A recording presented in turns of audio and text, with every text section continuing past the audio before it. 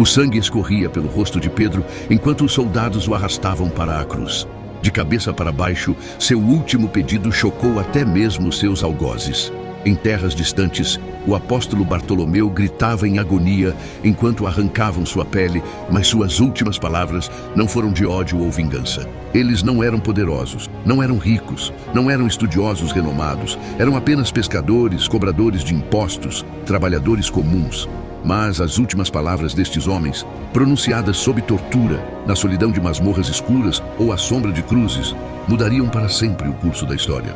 O que levaria estes 12 homens a enfrentarem mortes horríveis sem renunciar à sua fé?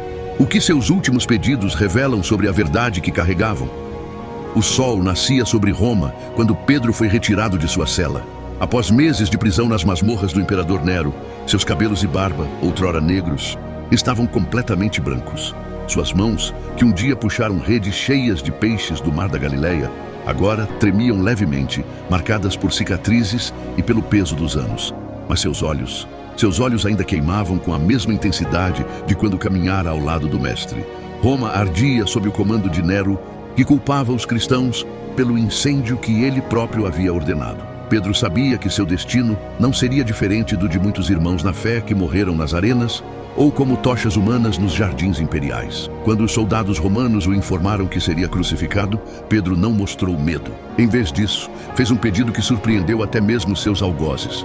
Não sou digno de morrer da mesma forma que meu Senhor. Se devem me crucificar, façam-no de cabeça para baixo. Os soldados trocaram olhares confusos, mas atenderam ao pedido. Na colina do Vaticano, Pedro foi pregado em uma cruz invertida. Mesmo naquele momento de dor excruciante, o pescador da Galileia continuou a pregar às multidões que se reuniram para testemunhar sua execução.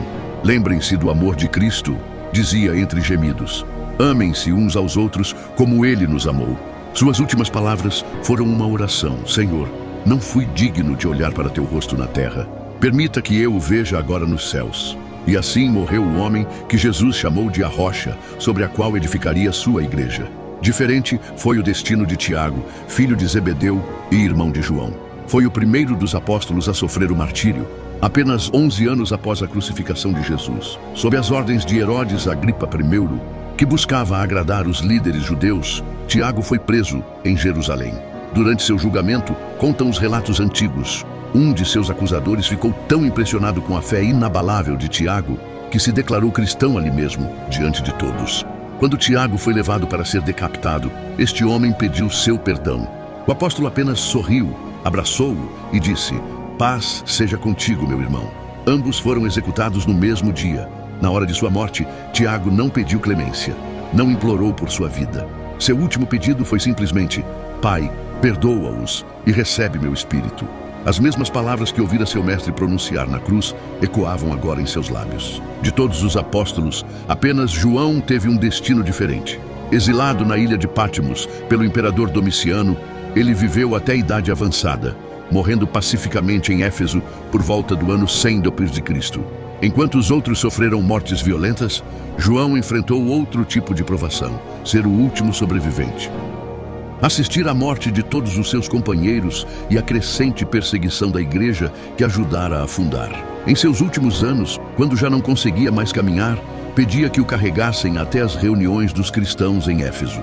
Ali, com voz fraca, mas firme, repetia sempre a mesma mensagem: "Filhinhos, amem-se uns aos outros." Quando perguntado por que sempre dizia apenas isso, respondeu: "É o mandamento do Senhor, e se for cumprido, nada mais é necessário."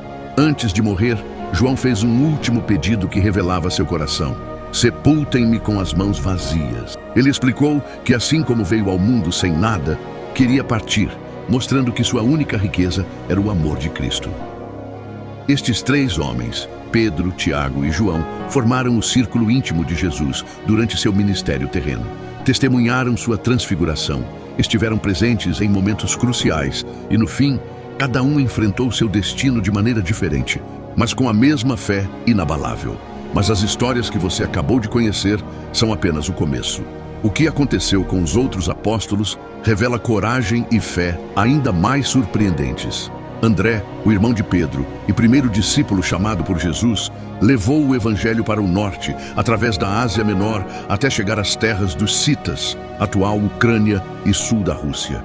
Os relatos históricos contam que ele estabeleceu a igreja em Bizâncio, onde mais tarde seria construída Constantinopla.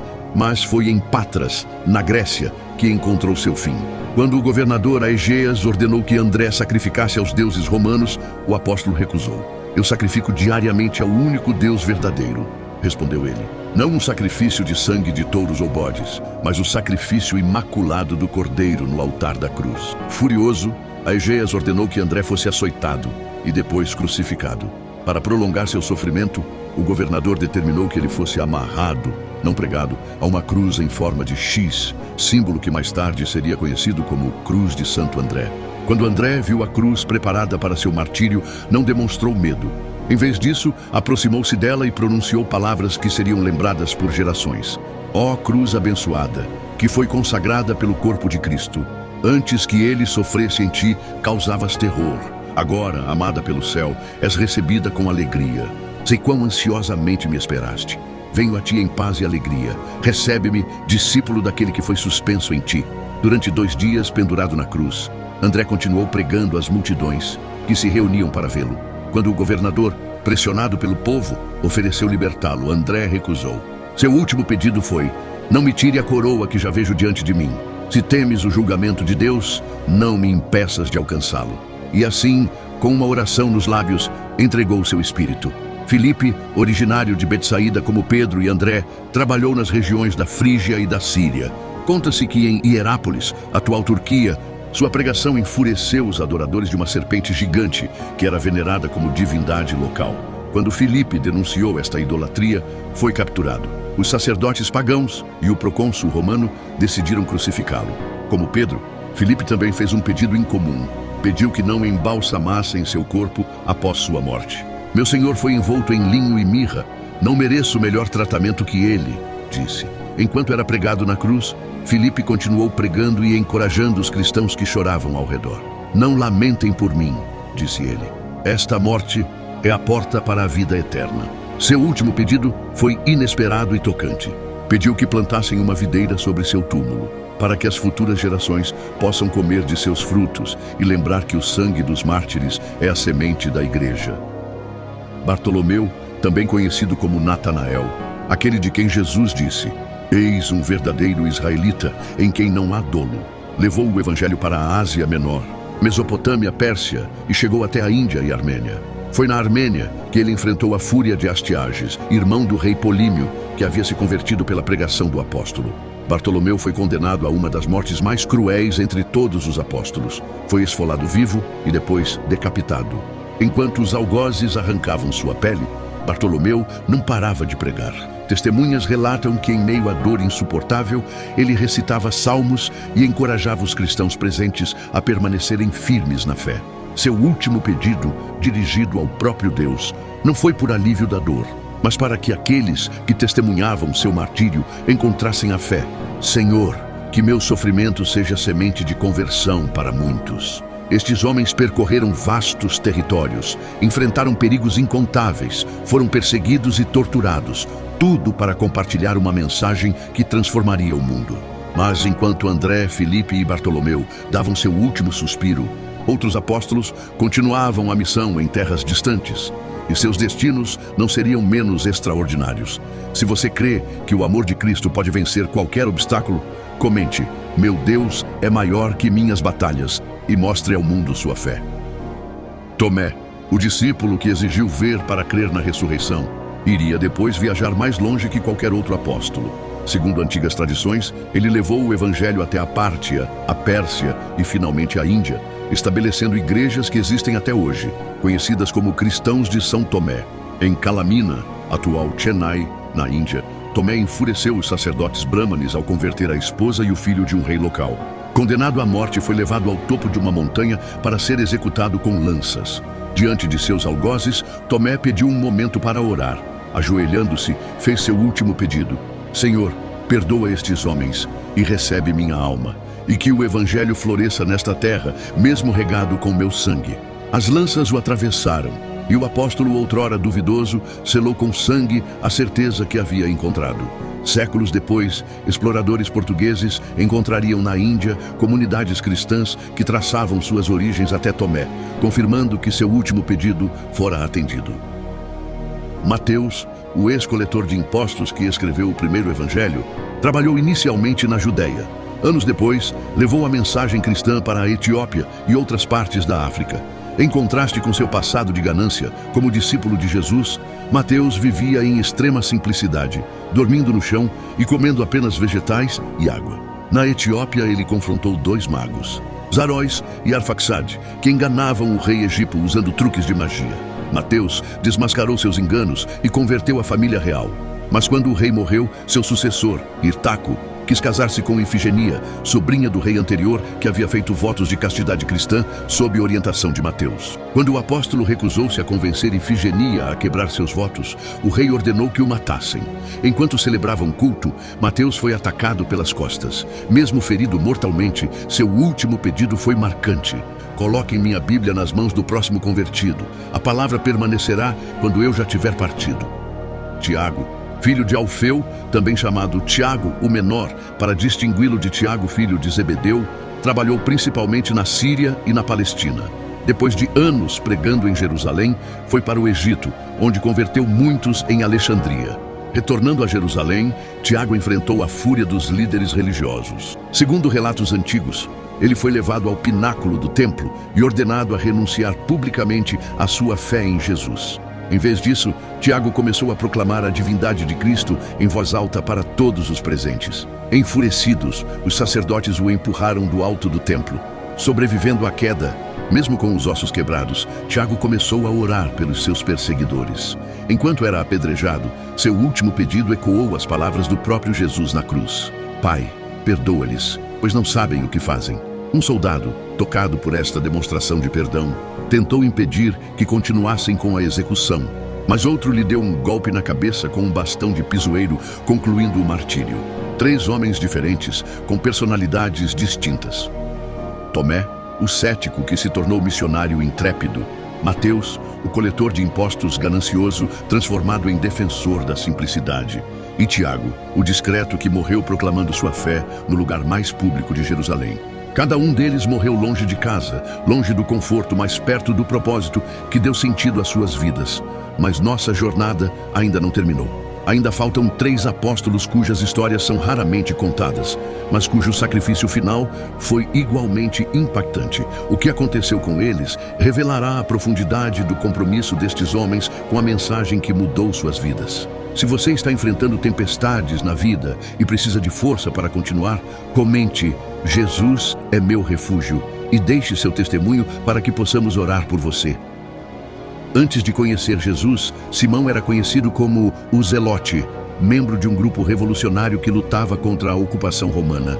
De guerrilheiro disposto a morrer por Israel, transformou-se em missionário disposto a morrer pelo Evangelho.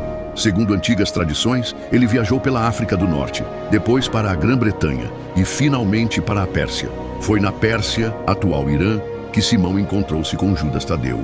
Juntos, enfrentaram a hostilidade dos sacerdotes zoroastrianos, que os acusaram de interferir com a adoração ao sol e ao fogo. Quando se recusaram a participar dos rituais pagãos, foram levados ao Templo do Sol para serem executados. Simão, que um dia empunhara a espada contra os romanos, não resistiu. Quando questionado sobre seu último desejo, respondeu: que o sol da justiça, Jesus Cristo, brilhe nos corações daqueles que hoje derramam nosso sangue. Então foi cerrado ao meio, selando com morte cruel a fé radical que abraçara. Judas Tadeu, também chamado Lebeu, e às vezes Judas, não o Iscariotes, para distingui-lo do traidor, era conhecido por sua coragem em perguntar a Jesus durante a última ceia: Senhor, por que te revelaste a nós e não ao mundo? Após levar o evangelho à Mesopotâmia, Síria e finalmente à Pérsia, enfrentou o martírio ao lado de Simão.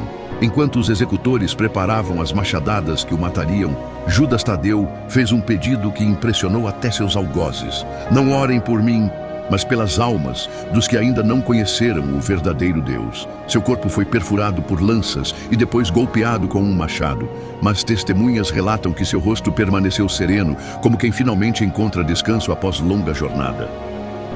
Matias, escolhido para substituir Judas Iscariotes após sua traição e morte, é talvez o menos conhecido dos 12. Após a dispersão dos apóstolos, ele trabalhou inicialmente na Judéia, depois viajou para a Capadócia e regiões ao redor do Mar Cáspio. Retornando a Jerusalém, foi preso e condenado pelo Sinédrio. Diferentemente de Estevão, que anos antes havia sido apedrejado de forma tumultuada, Matias enfrentou uma execução formal, primeiro sendo apedrejado e depois decapitado, conforme a lei judaica para blasfemadores. Antes de sua morte, Matias fez um pedido que refletia aquele que buscara completar o número dos 12. Senhor, que minha morte complete o testemunho que comecei em vida. Recebe-me entre os teus. Ao longo dos anos, estes 12 homens comuns, pescadores, cobradores de impostos, revolucionários, pessoas sem educação formal ou status social, encontraram em Jesus algo que valia mais que suas próprias vidas. Espalharam-se pelos 4 cantos do mundo conhecido, enfrentaram prisões, torturas, exílios e mortes violentas. Nenhum deles renegou sua fé, nenhum deles desistiu da missão. Seus últimos pedidos revelam não apenas coragem diante da morte, mas transformação profunda. Homens que antes buscavam poder e posição, agora pediam perdão para seus assassinos. Aqueles que abandonaram Jesus na hora de sua prisão, agora enfrentavam suas próprias cruzes com dignidade. Os que duvidaram tornaram-se testemunhas inabaláveis. O mais extraordinário não foram as mortes violentas que a maioria sofreu, mas o fato de que estavam dispostos a enfrentá-las.